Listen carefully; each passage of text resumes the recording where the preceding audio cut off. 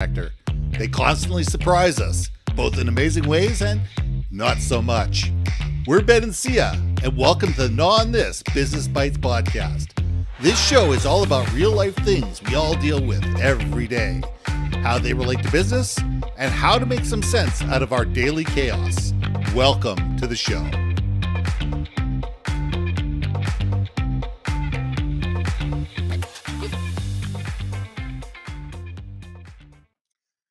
And welcome back to another episode of On This Business Bytes. I'm Ben, and this is Sia. Now, here's a question for you. Do you know who your clients are? And do you know why they do what they do? The first one's easy. The second one, as the expression goes, not so much. We need to sit there and think about it and understand not only what we sell to our clients, but why we're selling it to them in the first place. And what do they do with it?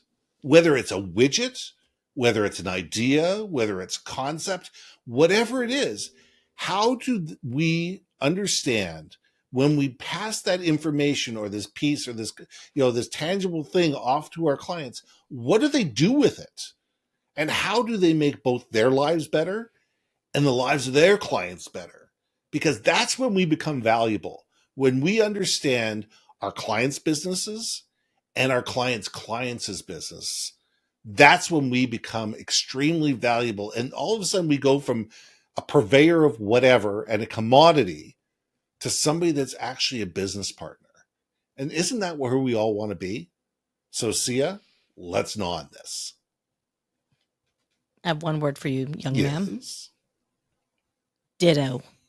I got nothing to add to that. Like, legit. Are we done? Like, seriously, we really are we done? Because I think that's pretty much done. Like, that was like all we needed to hear. Because, like, seriously, it's what is your value to anybody in life, right? And it is, if you provide an understanding, take the time to walk a mile in the shoes of your client, then you'll understand what the mile that they're walking for their clients. I love that you said that because, now I've got the Depeche Mode song, Try Walking in My Shoes. Right.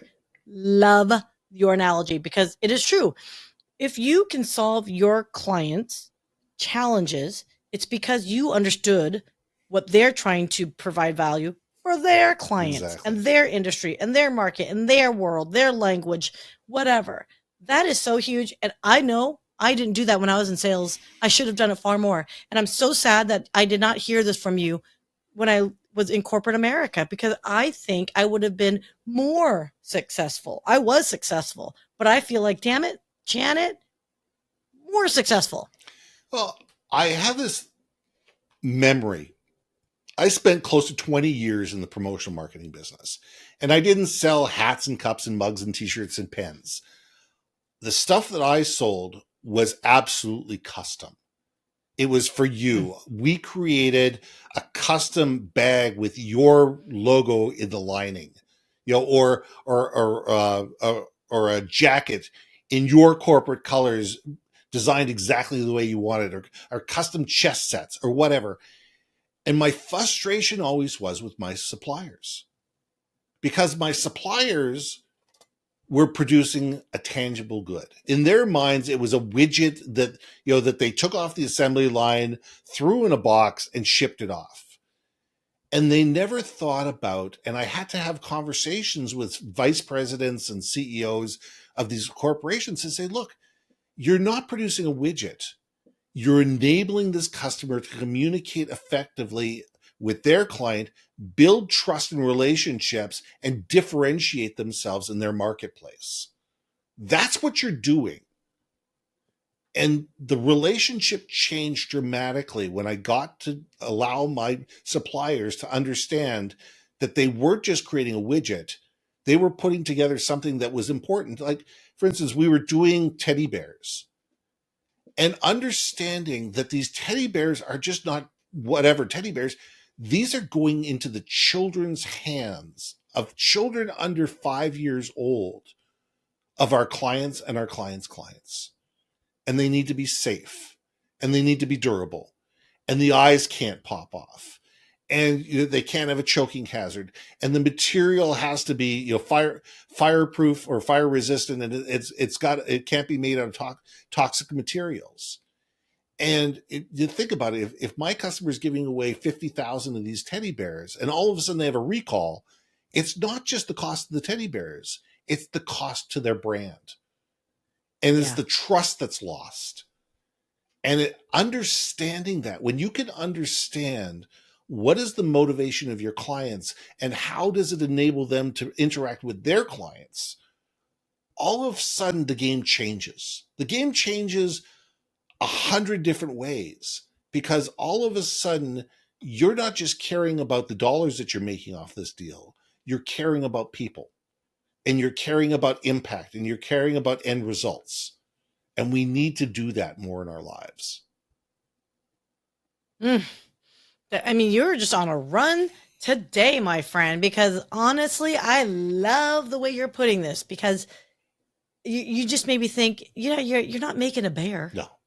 You're making a friend. That's right. You're making a memory. You're making a source of comfort and peace for someone, Mm-hmm.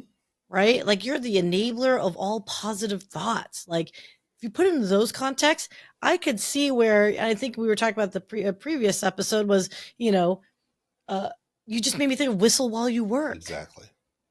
Whistle while you work. Do, do, do, do, do, do. And if you can get your workers, your team to think more positively, like there is an end result goal that is meaningful, then they themselves feel like they are providing meaningful and value beyond, I made a fuzzy stuffed thing, right? So yeah, man, you got me excited for that. Take it back one step, though. Once you understand what the win was for your customer, bringing that back to your team, or bring that back to your team and to your vendor that helped you create this, and allowing them to be part of the win. And sit there going, look, I know you guys worked hard to put you through this, but guess what? The customer, I know we stayed up all night printing and packaging this thing for this client and getting it out the door. And I know it was a rush, and I know it was a challenge, but the customer won a $500 million contract because of this. And they're not going anywhere. They told me next time they need something done, they're not going anywhere else, because they know we dealt with a tight timeline. The product was correct. It was beautiful, and it was there when we needed it. And they didn't care what it cost, because the amount of money that this project was worth, it was worth far more to them that it didn't happen than whatever it cost for us to charge them. So when you can get your team to understand that all the work that they did, all the effort that they did, the overtime, the sweat, the blood, the tears, there was actually some really great things that came along with it. That's an amazing thing. A perfect example. I was at a restaurant with a new client, and I had never been to this restaurant before. She suggested it, and when we left, we'd had great service. The food was good. It came out hot. It was well presented, and it didn't take forever to get the meal. And the waiter was phenomenal. He was just phenomenal. And we shook hands, and I paid the bill, and she left. I went to the washroom, came out, and I said, "Can I speak to your manager, please?" And all of a sudden, you get this freak out look of people. Like, why? Like, oh my God, like, what's he going to say? What happened? I finally get to the manager. I said, "Look, I want to tell you, your waiting staff is phenomenal. The guy with long hair, I never got his name, but he is absolutely amazing. If you let him go, you're crazy. Your kitchen staff were phenomenal. The food was delicious. It was hot. It was well presented, and it didn't take forever to come out of the kitchen. We were seated promptly. Everybody had a smile on their face, and my customer really appreciated the fact, and she's going to bring other people to your restaurant as well. I just want to tell you that you did a great job." We don't do that enough. As organizations, we're so quick to write that scathing Yelp review, but we're horrible at giving praise where it's deserved. And that's part of when we know what goes into something, when we know what the end result is and what was achieved, and we're far more willing to work harder the next time, because we know that that people are noticing and people are appreciating it. And when we know our customers and we know our customers' customers, we have the ability to pass that information back and say, look, this is what we did well. This is what they think we could do better. I think we could do better next time. What do we need to change in our process in order to do that? Who's got some ideas? And you make it in such a way that it's not, everything's not a point fingers and say, hey, listen, you screwed up. It's how do we be better together? Because we were great. Now, how do we be better? You're making me think of this one thing though, as us, as if we're the outsider looking in to support our client, right? And again, solve whatever business challenge that they might be having. What gets me is we're a third eye. Yes. We're an outside eyeball looking in.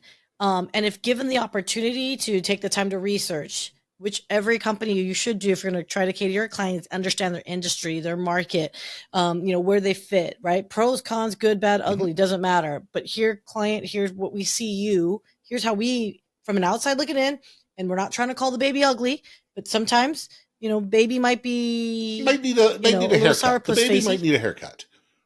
Yeah, there we go. Right.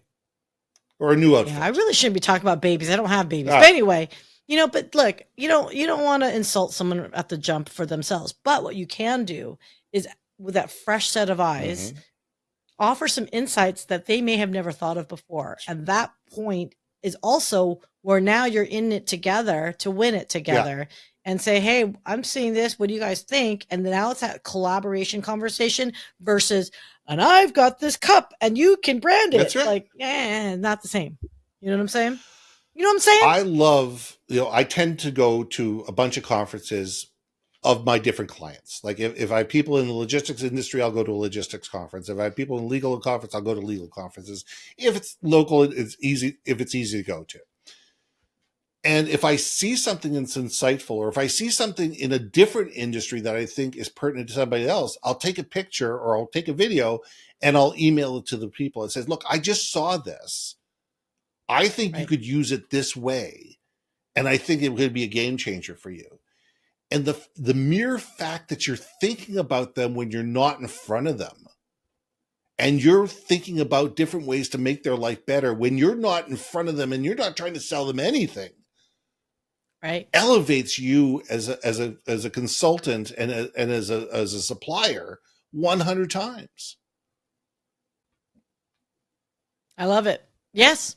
I mean, I don't even say it's 100 times. I would say it's 1,001 times. All right. Well, I was trying to be generous and be 100 times, but if you want to go crazy, you go nuts, girl. No, but you know what though? It's invaluable. Yes. That's the point, right? If you can provide an insight and you can solve an issue that maybe they didn't even think they realized they had, but it was maybe it's it's that thing with like solving the root cause of a problem versus a symptom of a problem, right? I think sometimes when we get into our sales cycle mentality, we're solving a Band-Aid, but we're not, or we're solving a symptom. We're not solving the actual issue in our pursuit of closing a deal. Or sometimes we're not even solving a problem. We're just trying to sell what we have to sell. Yeah. Well, now maybe what you have to sell can solve a problem. It just may not be the root cause. May not be their problem. Right. So anyway, so that's what I'm trying to get at. And it's such a, where were you? Where were you when I needed you most? When I needed a friend. That's an Erasure song. Anyway, so I think I'm starting to sing a lot of songs. We may need to cut I think so. I think it's time to cut this off. And I think, you know what? I'm Ben. And we'll see you soon. Hey. Thanks for listening to another episode of Not On This, Business Bytes. If you liked what you heard, we most humbly ask that you like, share, and hit that subscribe button. And if you want to communicate more effectively within your organization, contact Ben at yourbrandmarketing.com or me at brilliantbeammedia.com. We can help you build your community, brand awareness, and personality through digital content and podcasting. We cannot wait to hear from you. So see you next week for another episode of Not On This, Business Bytes.